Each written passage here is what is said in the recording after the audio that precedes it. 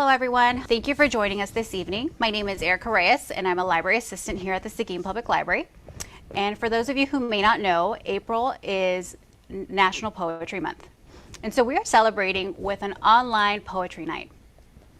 And I would just like to say that this special event has been made possible with our honorary guests who will recite their original poetry. And at this time, I would like to introduce Mr. John Bushnell. John, thank you for sharing your poetry with us this evening. And thank you for having me. I was just thinking that it's been a year that Creekside Poets has been meeting online. We used to meet at the library. We hope to meet there again pretty soon. But our meetings have been really helpful to me getting through a tough year. And of course, we all started with the pandemic, and this is a poem I wrote at the very early stages of the pandemic called We Live On. We face death, yet live on. We fear illness, yet help others. We maintain distance, yet form connections. We lose our livelihoods, yet learn frugality. We mourn the loss of loved ones, yet spend more time with our kids. We watch a pandemic spreading, yet see our interdependence. We seed a once imagined future, yet create new possibilities. We face death, yet live on.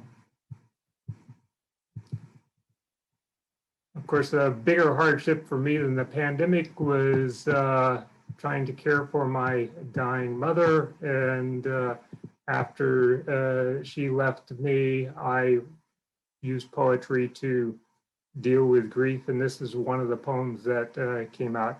You have to understand that my mom and I were travel companions for many years. And so this is called An Odyssey. We fell in love when you gave me birth, then shared 54 years on this earth. So many things made us laugh or cry. To count them all, I won't even try. Winter and springtime, summer and fall, together we traveled through it all. But now your trek has come to an end, and I have lost my very best friend. And another one for my mom called Birds. Betty always loved the birds. They came to visit often. Cardinals arrived in winter. Hummingbirds stayed through summer. By boat, she saw whooping cranes and bald eagles on the lake. She camped to watch wild turkeys, pileated woodpeckers, and elusive whippoorwills. Even the soaring vultures were to her a welcome sight. She grieved as prairie chickens, common on her childhood farm, declined to near extinction. Betty always loved the birds, and they still come to visit. Some say they are messengers, and they do bring memories.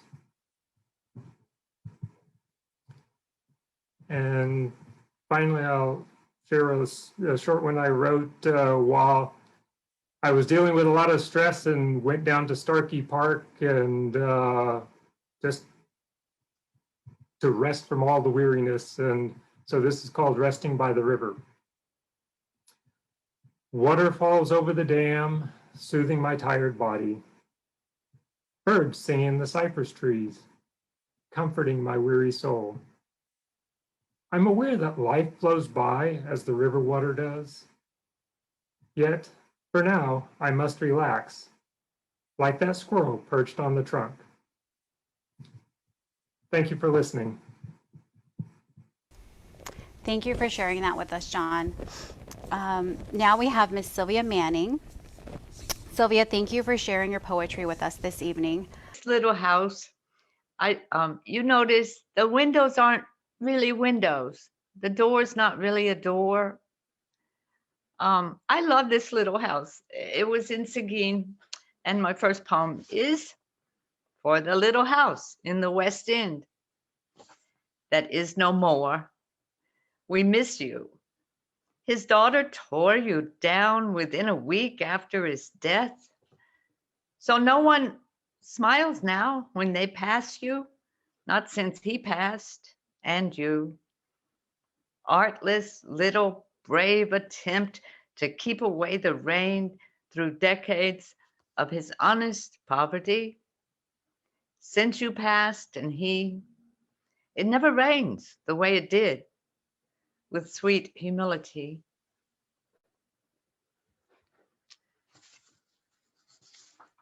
I decided again to try to find poems from Seguin.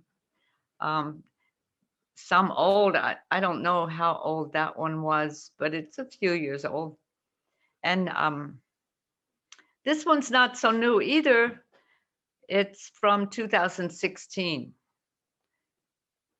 It's couplets for two Black men killed by police in Texas, February 2016. Anthony Scott and David Joseph. For these two killed last week in nearby cities, do we seek justice? But how is that done when each of us has one life and only one? How then does any justice serve? And when will those who should be here to save such lives be given clear demand to stop the killing of young Black men, spilling especially their blood and lives needlessly onto our city streets, heedlessly? Forgive these weak and rhyming lines, but how indeed the sacrifice of lives dear to us. So that was 5 years ago. This poem that I'll read now is an attempt at a sestina, and I'm not certain that it meets all the rules for a sestina, but the reason you hear the words repeated is that's the form of a sestina. And this is about a father and son who live right across the street from me, and we both are right there by the police station. It'll mention all the cars in the parking lot. This is oh, I know that's awful light, but I need it for a minute. Sestina for a father and son. Angel, Angel really, pushing his son, whose name is Maximo, his middle child, still only 2 years old, past a Black Lives Matter sign across the street, then into the shade, over the play car, ready for shade after all those police cars, really a lot of them. A glaring sign, funds are to the max, to play on a name. So many of them in their old parking lot. They've another now, new. Child with two sisters. Boy child, born brown, not Black, but shade protects him from being darker. Old hope of some parents. Really not a hope of his own he would name, Angel's, but the times are a sign. Or his neighbor wouldn't have that sign. In yard across from him and his brown child, brother to Katya and Belen by name, one older, one a baby, inside now in shade of their mother Miranda's love, really their grand protection, even until they're old. But just today, past police cars in the old parking lot, as if it were a sign that all is well and beautiful, really. Angel's pushing son Maximo, their child, past the glare of the day into shade now, into green space without a name. In his little car, little son whose name resembles Maximilian's, that kindly old French ruler who died in Chapultepec shade because he couldn't read the signs, assuming he was fine, like a child, that he would be permitted to escape, really. No, there's shade for a son whose name is Maximo, really. not that old emperor's. A good sign, this passage with the child. And then I have one more. This is more recent, but it's still, oh, this one is from up here. Those were all Seguin poems. This is called This of How a Poem. This of how a poem comes as a friend to bring you home. This of how a few words fight through life's minutia to find you. Through crazed time, years of buildup, moments unsung, a billion bits of lit beauty unbespoke to find you. This of how it takes you to your knees, so to speak, to bones that have refused to break all those times you failed to take a right step or to take a step right, all those times you've fallen, and lifts you up above the flotsam of existence, sends sentience from your essence, insisting at the same time you have indeed existed, and you do, and you continue, but to receive, to believe in sharing, caring to remind, reminding whomever, whatever you have ever loved or will, to come home to. Thank you, Sylvia. Now at this time, I would like to welcome Mr. Paul Martin. Thank you, Erica, John, Nancy, and Sylvia. About 4 years ago, I was doing some volunteer work down in Nindari, Nicaragua. And I was in this beautiful little park in that town alone. And I started thinking about, maybe I could start communicating my ideas about applied ecology just through illustrations. I think kind of in illustrations, so I thought I'd try that, and I started sketching them out. So I'll produce a book of just pure illustrations. When I gave Tim Barr at TLU a copy of it to review, he said, "Paul, it's got to have some of your stories and essays." So then I added stories and essays. And then, I don't know how long ago it was, Sylvia, but what was it, a couple years ago, you invited me to participate in what later became Creekside Poets. And so then I included some poetry, what we might call poetry that I do. I hadn't done probably over, maybe in my whole lifetime, maybe 4 or 5 poems before then. I try to make up songs for my grandkids, and maybe that was poetry, but other than that, whoops, sorry. Anyway, finally, a couple from Seguin, Ana Maria Gonzalez and Michael Godick, encouraged me to publish. They kept prodding me to go ahead and publish what I developed. And so these are a couple of poems at the start and at the end of this little book the short title is Games We Play. This is Humankind and Truth. And this was stimulated by Creekside Poets. Humankind. Kinds of humans. Kind humans. Whether relatively wealthy or very poor. Fossil fuel greased or with calloused hands. Most, deservedly or greedily, seek more. And even with promises made to tithe and do with less, we all generally continue to clutch power possessed within our abominable mess. Food, fiber, and shelter from or in faraway places. Expansive homes, extravagant landscape spaces, land with too many cleared, paved, asphalted, concrete lanes.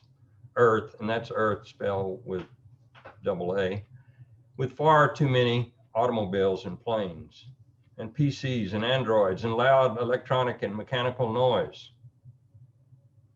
Elegant poems, real poetry, non-algorithms of ancient and contemporary times can be and perhaps should be succinct and short. Let me try. Toward truth. Ali's me, we. Keats, beauty is truth. Truth, beauty.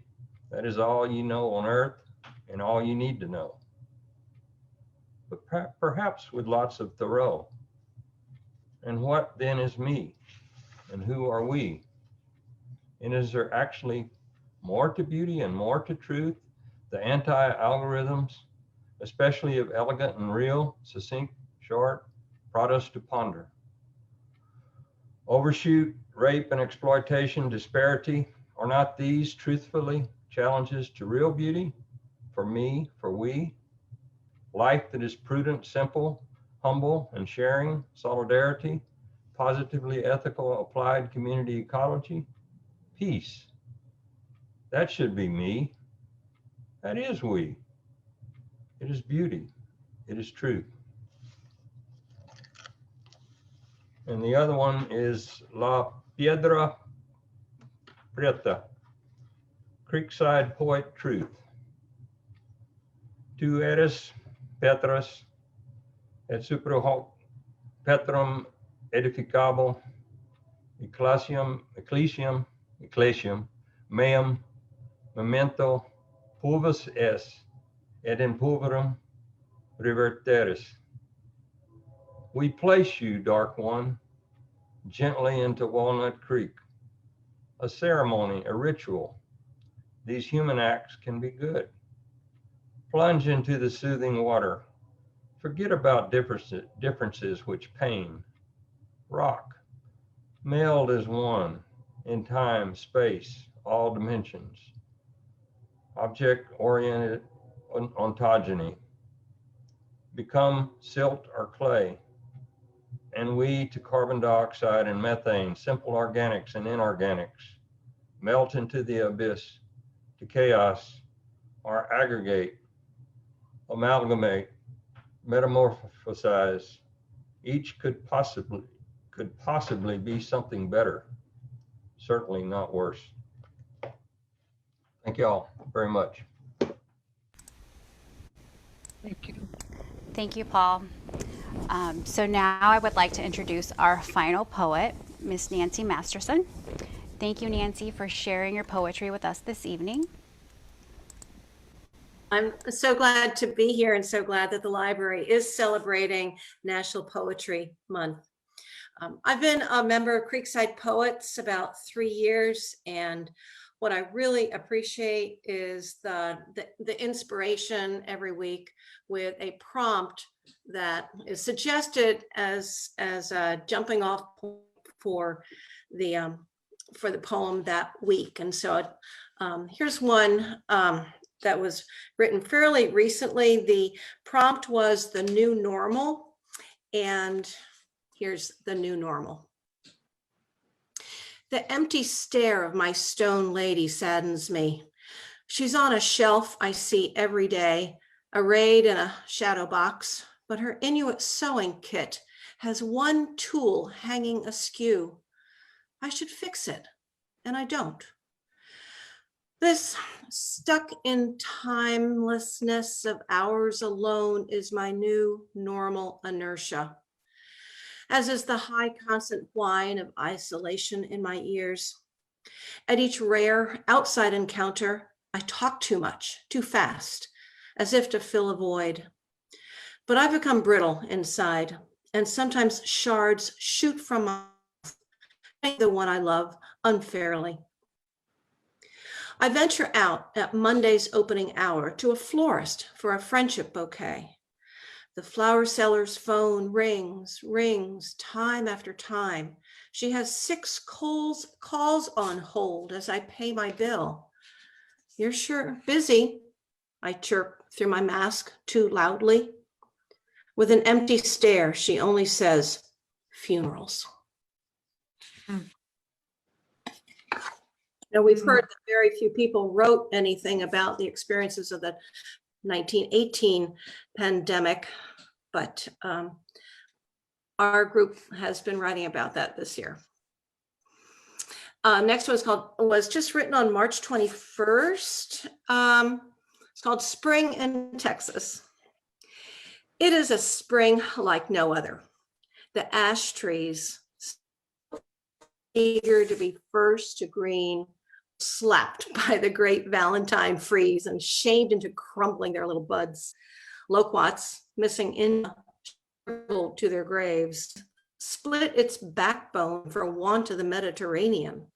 Cactus craved deserts and collapsed into gray puddles. Mexican olives dove underground like frightened migrants. Cold massacred the tropical palms, leaving them brown as sand. Only the sables kept their lovely green fronds, their kind remembering the cold last century. Meanwhile, the spinach under the snow, lettuce plants cozied under their little garden tents, and for once, the warmth of a face-hugging mask felt good. In March, we are vaccinated with hope. Oaks, elms, and persimmons blithely bud out. Never have the first green leaves of spring been more welcome. And then my final one, again, was due to a prompt from Creekside Poets. And our prompt last June was to write a poem inspired by a Black Lives Matter sign or poster that you've seen either online or in life. And I saw this sign in downtown Seguin at the square at our own Black Lives Matter protest. And I wrote it about the town that I grew up in. It's called Pandemic 2. Once in a town a bit wilted, politicians were Irish. The cops were all too. Italian men labored on each landscape crew. The smart kids were Jewish and pressed to outdo the country club Christians with barely a clue, while black maids and trash men worked hard and withdrew to neighboring towns where realtors all knew the system was not to be overthrew. This is America, they thought, through and through, without ever looking at a bias issue. Our schools are diverse, the suburbs would coo. It's the South with a problem, with a past to undo, and cities on nights when firebombs flew, never thinking generations of hurt would accrue, till the debt of injustice finally came due with a neck-crushing knee by a man in blue. Marches sprang up impromptu and turned the cry global to the world from a few with a message so clear we can't miss true. We all bleed red when shots hit tissue. Freedom from fear is not something new. Let universal humanity again be the glue. At a difficult time, when we ask what is true, believe in equality is what we must do. This much we know, no matter who, racism is a pandemic too. Ah. And that was the sign that I saw. Racism is a pandemic too, by a high school kid from Seguin High in our own downtown. Our Creekside Poets has been an inspiration, and I want to thank the library for sponsoring us with the meeting rooms, and I'm so looking forward to meeting in person again. And so thank you so much, Erica. No, well, thank you guys. I really appreciate you guys. You know, you guys are our honorary guests here, and this wouldn't be possible without you guys sharing your original poetry. And so if you're still tuning in with us, thank you for watching, and we hope you have a great evening.